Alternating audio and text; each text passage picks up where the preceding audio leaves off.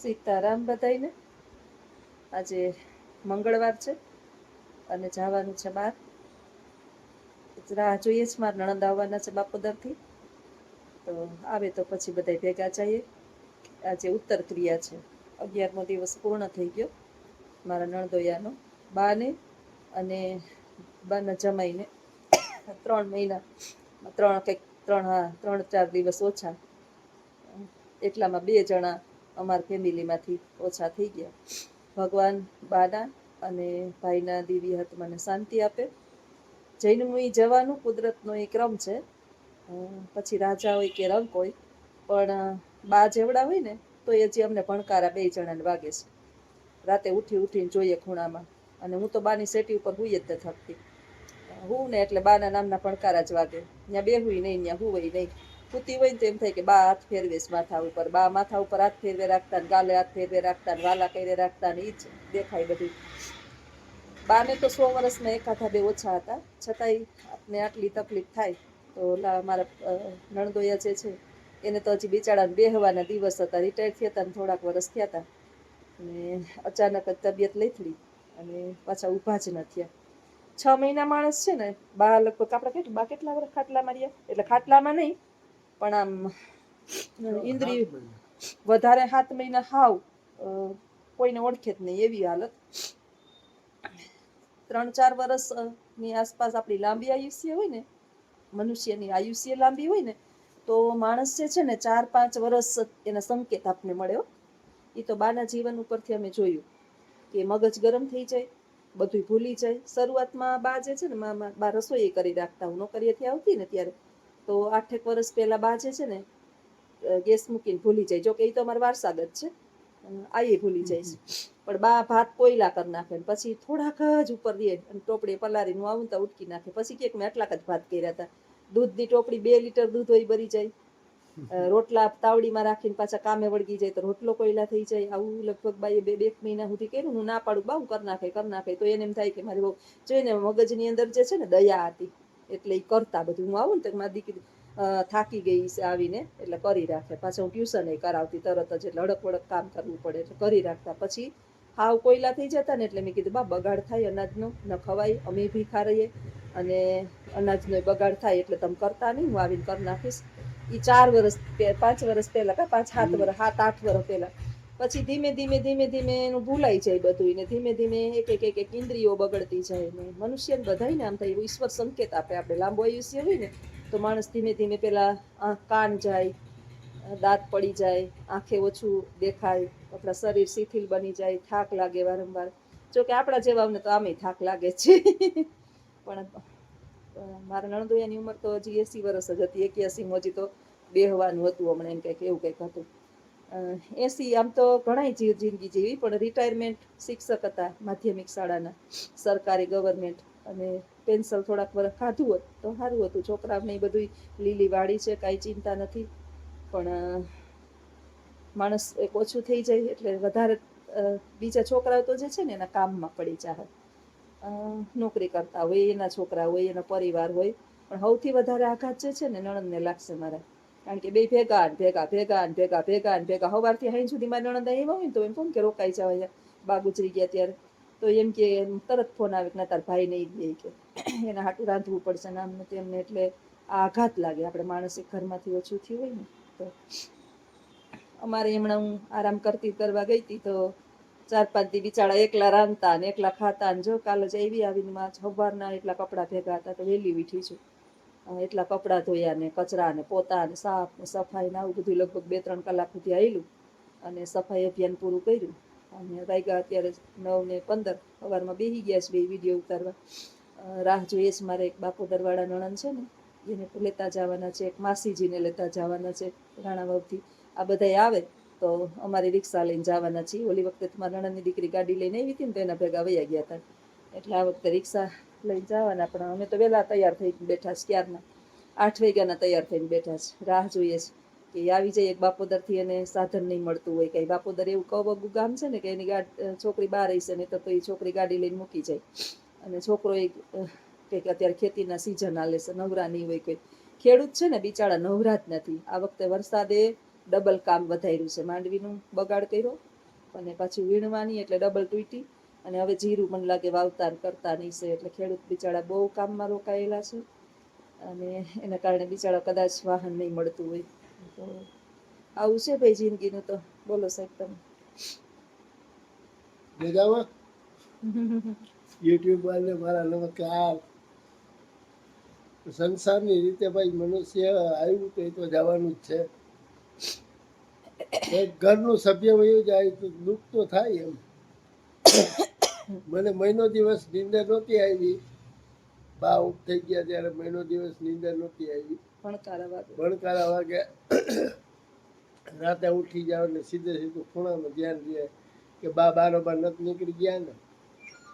4 પગે આવતા ને રાતે હું જાગવાનો વારો એનો હતો. 11 વાગ્યા સુધી હું જાગું, નીચે હોય કામ કરતી હોય, પછી એને દિવસે નીંદર કરવાની અને મારે એને રાતે જાગવાનું. મારે સવારે નોકરી ઊભા પછી આખી રાત જાગું તો ન થાય, એટલે 2 જણાએ તો વારા કર્યા હતા, કારણ કે ત્રીજું કોઈ માણસ હતું જ નહીં. 2 જણાને જ રાખવાના હતા, એટલે પછી 2 જાગીએ ને 2 હેરાન થાય ને 2 બીમાર પડીએ. એનાથી અમે પછી વારા કરી નાખ્યા હતા કે રાતે 11 વાગ્યા સુધી હું હોય ને ત્યાં સુધી તમે 1-2 ઝોલા લઈ લ્યો, પછી ધ્યાન આપજો. એટલે બા અમારા છે ફળિયામાં વયા જતા 4 પગે. એને તો મગજ બિચારાનું ઓલું થઈ ગયું હતું, કંઈક નાનું બાળક જેવું બધું ઢોર નાખતા. મસાલિયું ઢોર નાખે, ખેંચી લે, બધું ઢોરવા માંડે, પાણી ઢોરવા માંડે, બધું ઉપરથી હિંચકા ભરી લે, આપણે આમ વાળ ખેંચવા માંડે. આને તો મને કોઈ દેવું નથી કર્યું, કોઈ દી મને અમારા બાઈએ વાલ સિવાય આટલા વર્ષથી અમે પહેલા કોઈ દી બાંધ્યું નથી. આવું કોઈ દી નહીં. મને સાંભળે નહીં કે અમે કોઈ દી જીદી હતા ને તો હું જાતું કરી દેતી. મને ખબર હતી કે સ્વભાવ એવો છે, પછી કઈ હોય નહીં, આપણે માણસ સ્વભાવને ઓળખી જતા. માણસનું મન છોકરા જેવું થઈ જાય એટલે એને એમ કે આ મને ખીચકાય કે એવી રીતે. આ બધાના અવાજ મોટા નથી, એને એમ થાય કે મને વડકા ભરેસ. હું તો કોઈ મને વિચકા આને તો વિચકે ચીટલે તોડી લેતા ને આમ કપડા ખેંચવા માંડે ને નેપી બદલાવી હોય ને તા તો આમ અલ્લા તો ભાઈ નેપી એને બદલાવા દઈએ. મારી પાસે તો કોઈ દી મને હું એકલી કરી લેતી, નવડાવવું એકલી, કપડા એટલે માર બધું એવું. પછી છેલ્લે નવડાવી ધવડાવી લો તો એવા વાલ કરે, તો મને હજી દ્રશ્ય જે છે ને ભૂલાતું નથી. નવડાવવું, ફળિયામાં તેડીને લઈ જાવ, પછી બેહાડવું, પછી તાશાને મને લાંબા પગ કરીને બેહે, ઘહવા દઈએ, પછી સરસ કપડાં પહેરી ચોટલી બોટલી પોની બોની વાળી ને સરસ તૈયાર કરી દો ને પછી એમ કે હરવી ફૂલ થઈ ગઈ એમ કરીને મને વાલી કરે. એ દ્રશ્ય છે ને હજી ભૂલાતું નથી મારે, કારણ કે આપણે જે કરીએ કર્મ કર્યા હોય ને, જો કર્મ સારા કર્યા હોય ને એ આપણે ન ભૂલીએ, અને કર્મ ખરાબ કર્યા હોય ને એ આપણે ન ભૂલીએ. કર્મ તો આપણે જ જાણતા હોય, આપણે કરેલા કર્મ છે ને બીજા કોઈને જાણવા. આપણે ઘણા તો કહેતા હોય કે આમ છે ફલાણું છે ઠીકડું છે, પણ આપણે શું કર્યું એ આપણાથી વિશેષ કોઈ જાણતું જ ન હોય. જીવનની અંદર દરેક માણસ અનેક ભૂલોથી ભરેલું જ હોય. માણસ કોઈ એમ કહી દે કે હું પૂર્ણ છું તો એ વાત અસત્ય છે. પૂર્ણ પુરુષોત્તમ આ પૃથ્વી ઉપર એક જ છે, લક્ષ્મીનારાયણ કૃષ્ણ ભગવાન. ઈ પૂર્ણ પુરુષોત્તમ. આપણે તો બધાય જીરો છીએ. બુદ્ધ ભગવાને નાખ્યા ઉપરથી ટેપકા, આવ્યા, ઉઠ્યા, કામ કર્યું, અને એ જેવા હતા ને એવા કટાઈ ગયેલા ગયા પાછા. ભગવાન પૂછશે શું કરીને આવ્યા, એટલે આપણે કહેવાનું કે તમે જેવા મોકલા હતા ને એમાં થોડુંક જે કરવાનું હતું એ ન કરીને આવ્યા, મારીને તારી કરીને આવ્યા, દુનિયાને પથારી ફેરવીને આવ્યા. એટલે ગતિ તો કરે ભગવાન. કોઈ પણ માણસ છે ને તાત્કાલિક એવું તો કોક નસીબદાર હોય કે ઓન ધ સ્પોટ એના કંઈક પુણ્ય હોય, અને આપણે કહીએ ને કે જેને આગલા જન્મના પુણ્ય કે ફટાક કરતું માણસ મરી જાય. બાકી તો ગતિ તો બધાય નહીં થાય. 5 દી 6 દી 8 દિવસ જ બીમાર 8 દિવસથી એમને 4-5 દિવસથી ગતિ નહીં, બહુ તકલીફ નહોતી, પણ એ પોતે એમને શ્વાસમાં પડ્યા હોય એટલે આપણે કાંઈક તો એવા કર્યા જ હોય થોડા ઘણા, તો આપણી ગતિ તો થાય જ બધાયની ગતિ. એટલે આપણે ગરુડ પુરાણની અંદર આવે, જાણે ગરુડ પુરાણ વાંચતા હોય ને સાંભળવું હોય. જો કે મૃત્યુ સમયે છે ને બીજા દિવસથી ગરુડ પુરાણ ચાલુ થઈ જાય, એ વાંચતા હોય મૃતકની પાછળ, એની પાછળ આખું આપણા મૃત્યુનું રહસ્ય છે, આત્મા કઈ રીતે શું થાય, પાછો કઈ યોનિમાં જન્મ લ્યા, બધું એની મોક્ષ પ્રાપ્તિ માટે બધા આપણે ભગવદ્ ગીતા, ગરુડ પુરાણ, 18 પુરાણ છે. એ 18 પુરાણ આપણા જીવનનો ધ્યેય છે, સાર છે. એટલે ભગવાન આપણે પૂછે પ્રશ્ન, અને પછી આપણે જે છે એ પટક પટક જો પથારીમાં પડ્યું હોય, કંઈ બોલતું ચાલતું ન હોય, સાંભળતું ન હોય, પણ એને આત્મા તો એનો હોય, એને ખબર હોય બધી. એને એની મનોમની જે છે એ આંખમાંથી પટક પટક. રસ્તો બિચારો જે છે ને પથારીમાં હતો ને, તો અમે બોલીએ ને અહીંથી આમ આહુડા વયા જાય, બે બાજુથી ન બોલાય કે ન ચલાય. છેલ્લે અમારા બાને એક દી આહુડા જતા હતા આમ આંખમાંથી આહુડા વયા જાય એક દિવસ જ. અને મારા નણંદોયાની તો મને બહુ ખબર નથી. એક દિવસ મેં એની ખબર કાઢવા ગયા હતા, કારણ કે મારી તબિયત જે છે ને છેલ્લા 15 દિવસથી સરખી થતી નથી. કાલે આવી પણ હજી કફ તો એવો ને એવો જામેલો છે. કાલે ક્યાંક જઈએ તો પાણીની ઉપાધિ, પાણીનું ચેન્જ થાય, બદલો થાય આપણે એ ઉપાધિ. જીવન આવું જ છે ભાઈ. જિંદગી છે ત્યાં સુધી શાંતિથી જીવીએ અને બીજાને જીવવા દઈએ, ન નડીએ અને ન કોઈ આપને નડે એ બાબતનું ધ્યાન રાખીએ. ખાવી 2 રોટલી અને ઝાઝી ઝંઝટ કરે કોણ? એકલા આવ્યા અને એકલા જવાના. આ મોહમાયાના બંધનના ચક્રમાં ઓલું મારું ને ઓલું મારું ને ઓલું મારું ને બધું ભૂલી જઈએ. આ જગતની અંદર ભગવાને છે ને એક વખત એક ભગતે ભગવાનને પ્રશ્ન પૂછ્યો, હે પ્રભુ, આ અંતરિક્ષની અંદર તારા કેટલા છે? તારા એટલે ઓલા તારોડિયા ગણાતા નથી કોઈ રીતે. તોયરા તોરાય નહીં, છાબડામાં માય નહીં, તારલા. એટલે ભગવાને કીધું કે તારા તો ભલે ને જેટલા હોય એટલા, પણ આ પૃથ્વી પર તારા કેટલા છે? એટલે હાથીના દેખાડવાના અને ચાવવાના અલગ અલગ હોય. જે માણસ એમ કેતું હોય ને કે હું તમારા, અમે તમારા જ છીએ ને કાળી રાતે કામ પડે તો કેજો ને અમે ઉભા છીએ ને ઉપાધિ ન કરતા ને આમ છે ને તેમ છે ને બોલવાના અને ચાવવાના ને દેખાડવાના અલગ અલગ. તાણે એમ કે ભાઈ હવે વેલું કીધું હોત વેલા કહેવાય ને, કલાક પહેલા કીધું તો સમય નથી, હમણાં જ આપી દીધા હતી.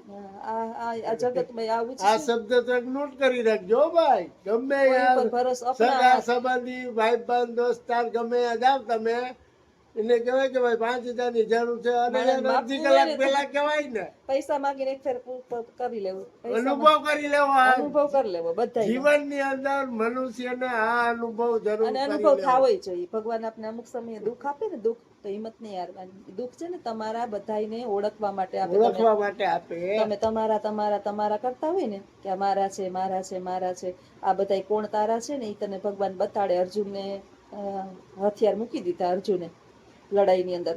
પછી ભગવાનને કે કાં આપણે તો યુદ્ધ કરવા આવ્યા છીએ, હું તારો સારથી છું, ચાલ યુદ્ધ કર. એટલે અર્જુને કીધું કે હા મેં બધા મારા છે, કે મારાને મારે કેમ મારવા? તો ભગવાન શ્રી કૃષ્ણએ સરસ મજાને ત્યારે જવાબ આપ્યો હતો કે તારા છે તો તારી સામે કેમ છે, તારી સાથે કેમ નથી? એટલે આ જગતની અંદર આવું જ છે. આપણા કોણ છે ને આપણાથી વિશેષ કોઈ ન જાણતું હોય.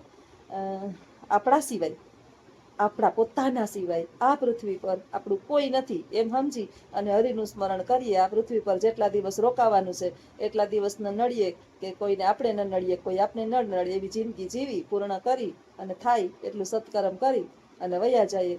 તો આવા વિચારો સાથે અમારા વિડિયાને સમાપ્ત કરીએ. આવજો બધાય. સીતારામ.